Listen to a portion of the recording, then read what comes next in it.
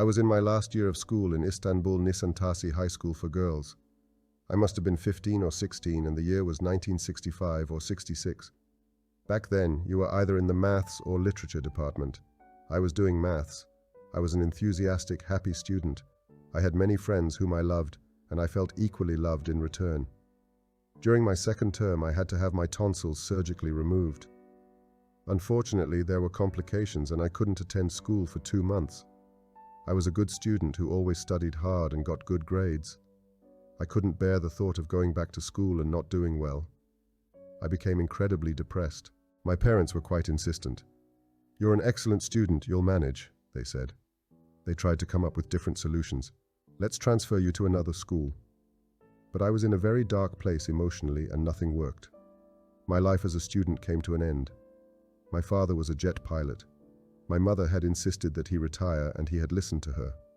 He was now working for Turkish Airlines as a manager.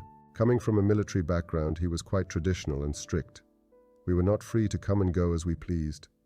Our friends were always welcome in our house, but we were not allowed to go visit them. We always had a curfew, and it was strictly imposed. Life at home was very disciplined and organized. We all had our allocated seats at the table. We were not allowed to have breakfast in our pajamas. In Turkish, we have 2 forms of address, formal and informal. Due my father's military background and habits that he had acquired and carried with him, we always used the formal code of address at home while speaking to our parents. This used to surprise our friends who would visit and hear our interaction. But when they got to know us a little bit better and saw how strong and loving our bond was, they would be even more surprised. Apparently, when my father was still in the military, he was the victim of some sort of unfair treatment. This resulted in my father hitting his superior commander on the head with a jug. My mother never let us forget this and always said, "If that's what he did to his commander, imagine what he will do to you." We were 6 siblings, 3 boys and 3 girls. We were pretty well behaved and obedient and ended up in pretty good places in our lives. On the other side of this discipline, our father was a very loving man and always looked out for us. He wanted us to learn about all aspects of life and occasionally took us out to nightclubs with him. There were some very exclusive, elegant establishments in Sicily, Osman Bey and Taksim. He would sometimes take me and sometimes my sister. The rest of my siblings were too young at the time. That night he took me with him to try to cheer me up a little. That was the night my love story, actually my life, began. At the club, we bumped into a friend of my father's who used to serve under him in the military. He had also left the military and was now the head of a labor union. When he asked my father what he was doing there, my father explained the situation. My daughter had an operation and fell back in her studies. She decided to quit school and is not in the best of moods, so we're here to cheer her up. His friend said, "Sir, if she's your daughter, she must have been in the maths division. We are about to go on strike and we really need some help. Would you be kind enough to allow her to join us at the union?" My father said, "I can't just leave my daughter unattended like that. How would she even go back and forth?" On hearing this, his friend turned around and called out to another table, "Alpay, come over here." A gentleman around the age of 30 with deep blue eyes stood up and made his way over to us. That's when I first laid eyes on him. "Sir, this is my assistant manager, Alpay. I will entrust your daughter to him. He will personally pick her up and drop her off every day." My father turned to Alpay. He looked him up and down. "Fine," he said. "I deliver her to your care." That delivery lasted forever. I never got any ideas about him when I first saw him. I was only 16 and he was 14 years older than me. Both myself and my father trusted him. He was an older gentleman, mature and settled. That night, Alpay dropped us home to learn where we lived. He picked me up the next morning and I started my new job. Bit by bit, I started learning about his past. Little did I know that life had left him with many wounds. Alpay's life story. He was born in Bodrum but had moved to Ortaköy, Istanbul. He also had not furthered his studies after high school. His family line had always produced 1 male and 1 female offspring in each generation. It was thus up to the male to carry on the family name to future generations. Although his father was strict with him, his mother was very permissive. His mother spoiled him endlessly. She nurtured and nourished him emotionally as well as financially. Alpay's younger years did not demand much responsibility from him, and he was raised in a very leisurely fashion. Alpay completed his military service. He then plunged headlong into the thrills of nightlife that Istanbul had to offer. Seeing this, his mother decided that it would be a good idea to get him married off. She thought this would make him grow up as well as settle down. Back in those days, we would always listen to our parents. They always had the last say. When his family told him he was to be married, he just said, "Okay." That's how he ended up getting married. My husband was a very sensitive soul. He was a family man by nature and loved domestic life. Unfortunately, his wife did not share the same sensitivities. Although I have heard many stories about her from various people, I did not know her personally, and I don't partake in such conversations, so I will not talk about her much. Suffice to say, they just did not get along. Problems started to arise. Alpay was left with a thirst and yearning for love and respect. He realized pretty early on that this marriage was not going to work. He wanted to get divorced, but his family did not grant him permission. Meanwhile, they got pregnant and had their first child in 1960. They named her Isen. This was very early on in their marriage. When he saw that the situation was unbearable, he decided to escape his predicament under the guise of finding a job in Germany. He moved there to work, and his wife moved in with her mother. This is how they lived for 2 years. On the insistence of his family, he finally returned to Turkey for good. They tried to have a fresh start by moving into their own place. In 1964, they had their second daughter, Nursin. Meanwhile, the marriage was crumbling even further. The emotional burden took its toll on Alpay and left him thoroughly exhausted and wrecked. Nobody could deny this glaring truth anymore. Their families had to accept the fact that this marriage was a big mistake. They finally got divorced. My husband's vocation is actually in spare parts. At one point, he dabbled in luxury food selling escargot. But when their family friend, who was heading the labor union at the time, heard that he had returned to Turkey, he was persistent in his request that he work for him. And that's how he started working at the union as his right-hand man. Slowly, we are immersed in love. I might have been quite young, age-wise, but people had always commented on how mature I was for my age. Slowly and gently, he started opening up to me every day as he would drive me back and forth from work. I would also share details about my school life and the troubles I had had. He was very thoughtful, polite, caring. In every aspect, he was an incredibly special person, a captivating, delightful fellow. The more I got to know him, the more sublime he seemed to me. The seeds of love had been planted with those conversations we had shared. Soon my heart was overflowing with an abundance of love. Well, it turned out he was also nurturing the same feelings. But he was understandably worried. There were so many obstacles. The age difference, his 2 children, my father, and the promise he had made to his boss. So he could not utter a single word to anyone about it, including myself. We were both writhing in pain, unable to unleash even a drop of the storm that lay within our hearts. This agony went on for months and became too heavy a burden to bear. I needed to talk to someone. I finally opened up to my sister. She didn't allow me a wink of sleep all night. She told me to smarten up. She said that my father would cut us into small pieces and toss us into the waters of Halleck, right into the part where the sewer poured in.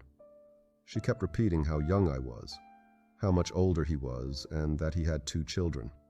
My parents would invite Alpay over for dinner once in a while. They really liked him. But we decided to keep quiet for a little bit longer because of the scary picture my sister had painted. First love, first tingles, first devotion. We tried to control it, but it simply wasn't possible. The more we got to know each other, the deeper we fell in love. It was around 1967 or 68. I was doing so well in the union that they had hired me full-time. I was young, but I was already the assistant accounting manager. I'm sure doing my job with such pleasure played a role in my success. Alpay and I were not on the same floor. We could only see each other during our daily commutes and at lunch break. Every night as I went to sleep, I couldn't wait for the day to dawn, and then at work, I couldn't wait for the day to end.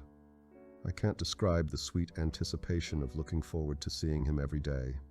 They were truly very special moments. Meanwhile, we still had not verbalized our love to one another. Only our hearts and eyes that did the talking. I couldn't help myself, and I opened up to my sister again. Even the slightest bit of support from her would have been encouragement enough for me to talk to Alpay. One day, after hours of discussions, my sister told me to think very long and hard about this. I said I can think of nothing else. Finally, she allowed me to talk to my mother about it. I said, I'm going to tell them everything. How I found myself so entrenched in this love. It is my hope that they are able to understand. And if they kill me, so be it.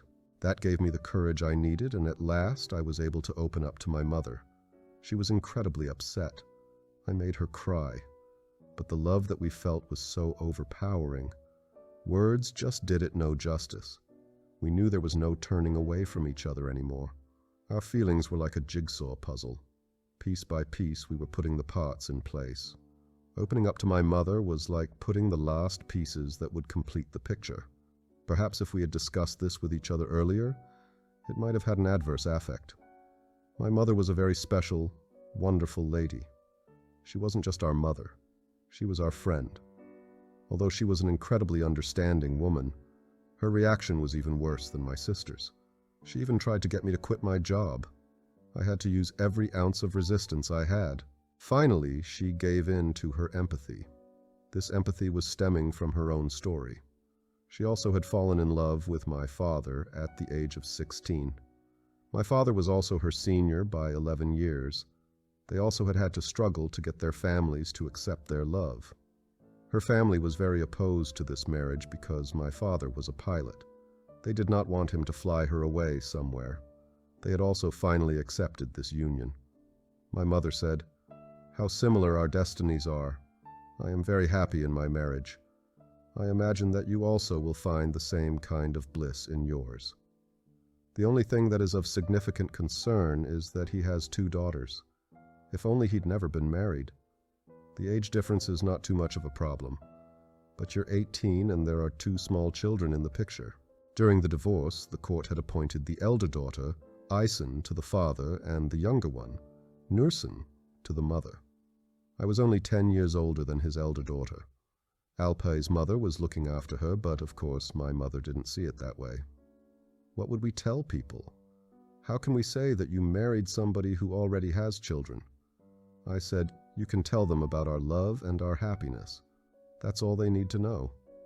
When I got the green light from my mother Alpay and I finally opened up to each other, when my mother accepted this, my sister followed suit. Now there was just one more person to talk to. My father. Alpay and I were trying to figure out how to go around this. He said, "I'm going to have a one-on-one discussion with your father. I don't want you to be the one to break it to him. I need to make sure you are protected no matter what." He arranged to meet my father out somewhere. He went to meet him saying, "If his answer is yes, we will come back home together." Can you imagine the state we were in at home? It felt like time had almost stopped. It was my mom, my sister, and myself anxiously awaiting the final verdict. Excitement, pain, fear, everything was there.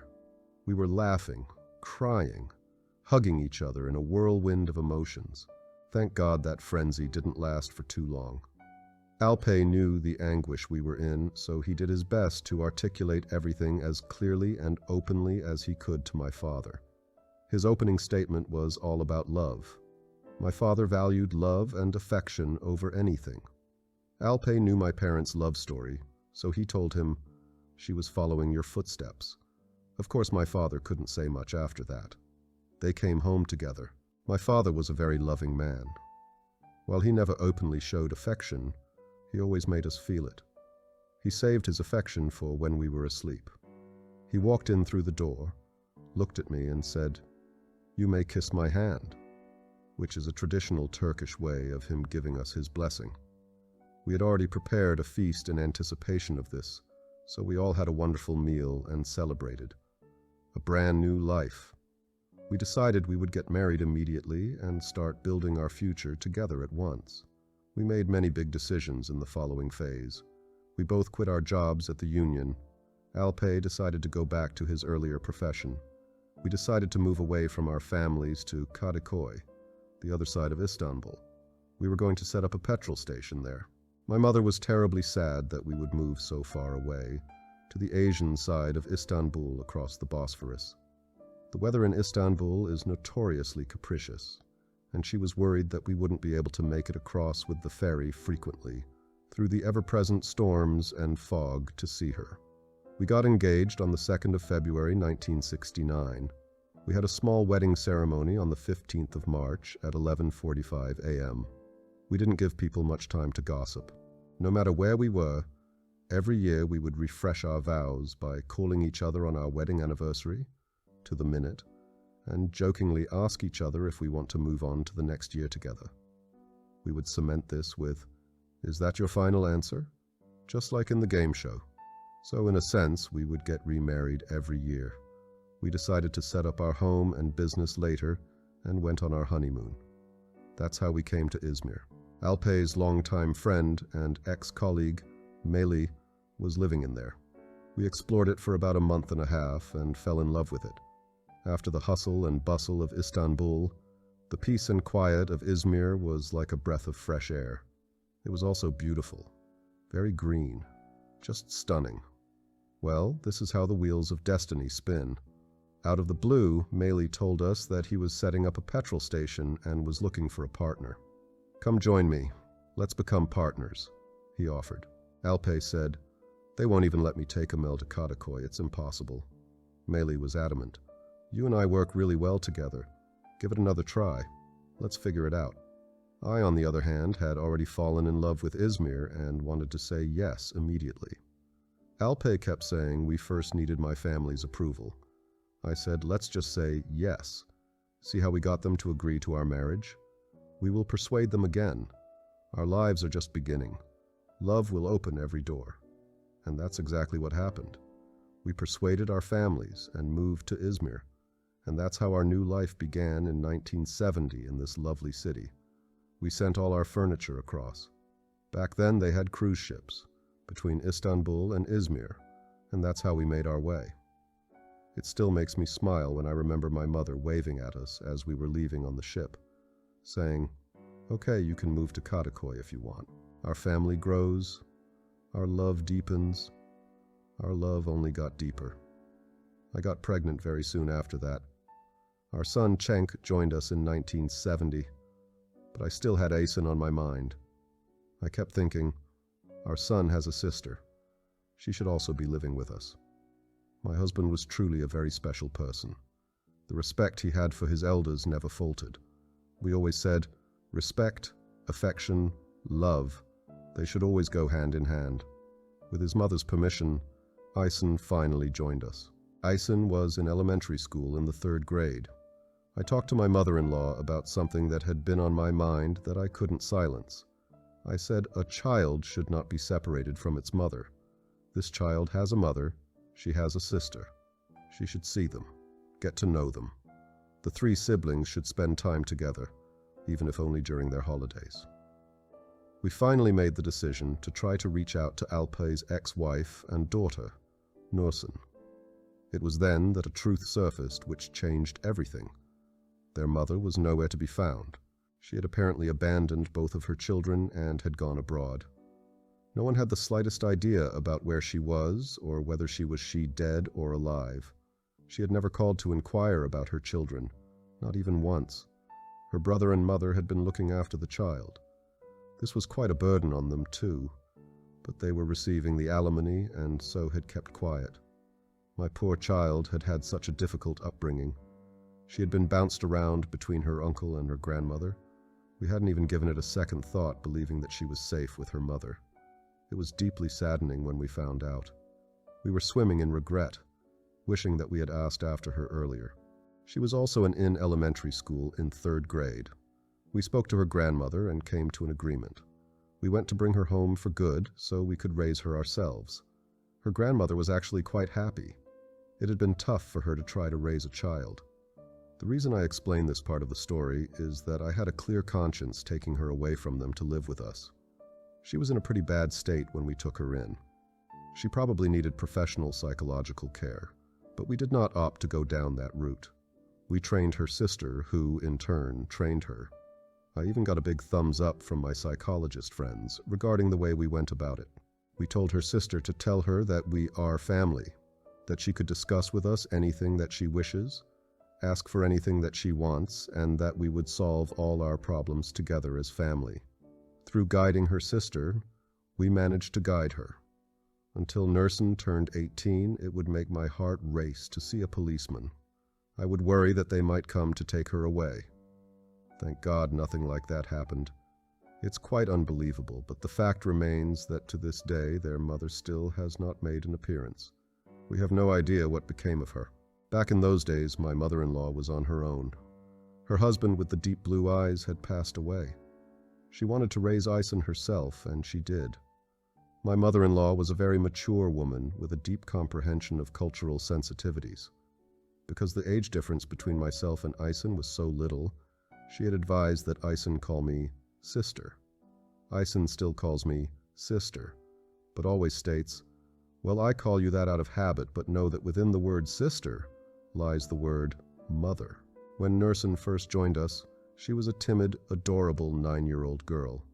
The second she saw me, she held my hand and said, "Can I call you mother?" So although one of them calls me mother and the other one sister, to me they are both my daughters. The children and I have an incredibly loving, strong bond. I remember one day, shortly after they graduated from elementary school, those two young ladies said they wanted to talk to me. They said, "We don't think it's giving birth that's important. It's who raises a child that matters. As far as we are concerned, our other mother does not exist. You are our mother." I replied, "No, there is no such thing as a bad mother. Maybe there were some things she could not tell you. You will always have a mother, and you will always feel love and respect for her within your heart. Please do not repeat such words again, and please don't have a bad opinion of her. I am also your mother, but never forget that you have another mother out there who carried you and gave birth to you." My mother-in-law contracted an illness. Her dying wish was to see Ison married. Alpe respected her wish, and there was a wedding. Ison was also quite young when she got married. This turned out to be a blessed match and a very happy union. And thanks to that, we have also managed to hold our great-grandchildren in our arms. I replied, "No, there is no such thing as a bad mother. Maybe there were some things she could not tell you. You will always have a mother, and you will always feel love and respect for her within your heart. Please do not repeat such words again, and please don't have a bad opinion of her. I am also your mother, but never forget that you have another mother out there who carried you and gave birth to you." My mother-in-law contracted an illness. Her dying wish was to see Ison married. Alpe respected her wish, and there was a wedding. Ison was also quite young when she got married. This turned out to be a blessed match and a very happy union. And thanks to that, we have also managed to hold our great-grandchildren in our arms. After my friends left, he approached me. I could feel his hesitation and see that he was very uncomfortable. He said, "I need to ask you something. I unfortunately overheard you mentioning that you had given birth only once. What about my sister?" I stared at him in stunned silence. Then I said, "Okay, let's talk about it." He just looked at me for a while and said, "No, I don't want to, but thank you," and made his way back to his room. We never discussed it again to this day. Both his sisters are very precious to him. In our family, we never get upset and stop talking to each other. If we have issues, we share it and try to find solutions. We have a round dinner table.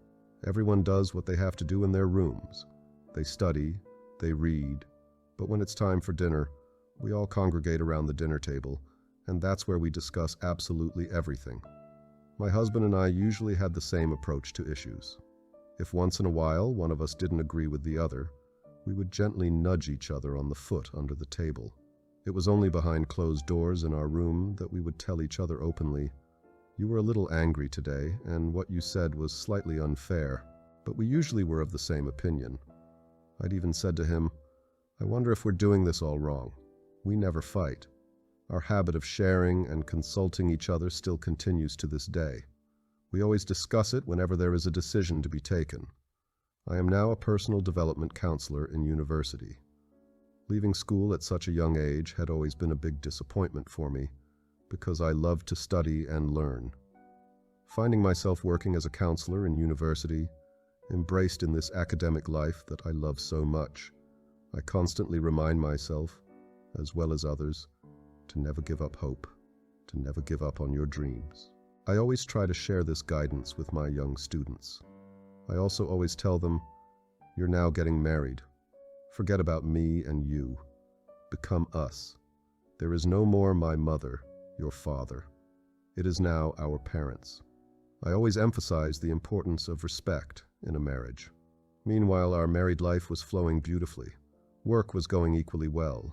We had opened up a few more petrol stations. Then slowly things took a turn for the worse.